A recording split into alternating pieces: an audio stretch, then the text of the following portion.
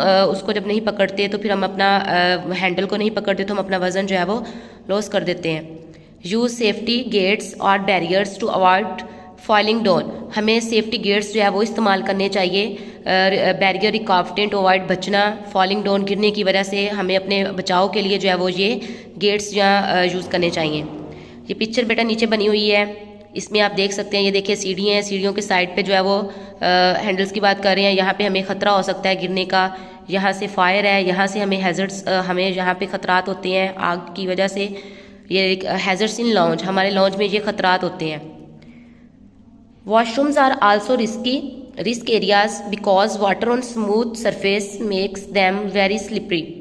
हमारे पास जो वॉशरूम्स होते हैं वो वहाँ पर भी हमें बहुत रिस्क होता है गिरने का। वो एक ऐसा एरिया होता है बिकॉज वाटर, वहाँ पे जो पानी होता है स्मूथ हमवार सफ़ा जो सतह होती है हमारे पास, मेक्स दैम वेरी स्लिपरी, वो फिसलने की जो है वो सबब बनती है। जो हमारे फर्श होते हैं वॉशरूम के, उनमें हमें फिसलना, हम गिर सकते हैं, वहाँ से स्लिप हो सकते हैं अगर पानी उसके ऊपर होगा। लाइक जैसे ये देखें, ये आपके पास स्मूथ सरफेस है, यहाँ पे अगर पानी होगा तो हम हमारा पाँव जो है वो फिसल सकते हैं और हम गिर सकते हैं और हमें चोट लग सकती है। कीपिंग द फ्लोर ड्राई, हमें अपना जो है फर्श उसको जो है वो ड्राई रखना चाहिए, खुश्क रखना चाहिए। And using mats can reduce the risk of falling in the bathroom, हमें जो है वो अपने मैट्स यानी क्लीन वगैरह या चटाई वगैरह जो होती है उनको यूज़ करना चाहिए।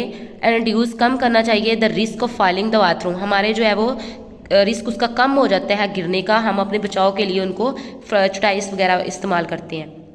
ये हमारे पर पिक्चर हमें वॉशरूम की नज़र आ रही है बेटा, यहाँ पर हमें जो है वो मैट्स इस्तेमाल करने चाहिए। और यहाँ पे ये देखें आपके पास जो है वो स्मूथ सरफेस है। हज़र्ड्स इन द बाथरूम, ये हज़र्ड्स हैं हमारे पास, खतरात है वॉशरूम के अंदर कौन कौन से हो सकते हैं। होप सो बेटा आपको रीडिंग की अच्छे से समझ आ गई होगी। आइए हम देखते हैं, हमारा आज का डायरी में क्वेश्चन 1 था। पेज 120 के ऊपर क्वेश्चन 1 है हमारे पास, हमने इसको देखना है और इसका आंसर जो है वो लर्न करना है।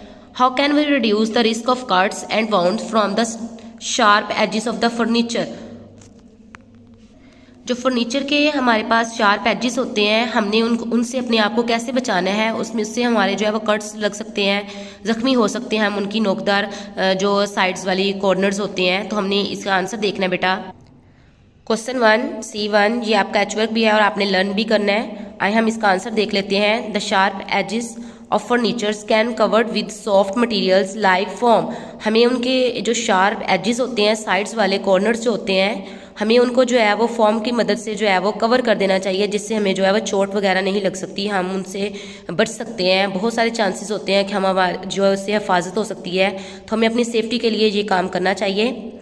The sharp edges of furnitures can covered with the soft material like foam, ये आपका C1 क्वेश्चन का जो है वो आंसर है बेटा। आपने इसको एचवर्क में भी करना है, आपने इसको लर्न भी करना है और आपने इसको लर्न कर कर जो है वो रफ रजिस्टर या कॉपी के ऊपर आपने इसको राइट कर कर भी देखना है। और आपने ये वाला भी लर्न करना है और आपने जो है वो होप सो कल वाला भी लर्न कर लिया होगा।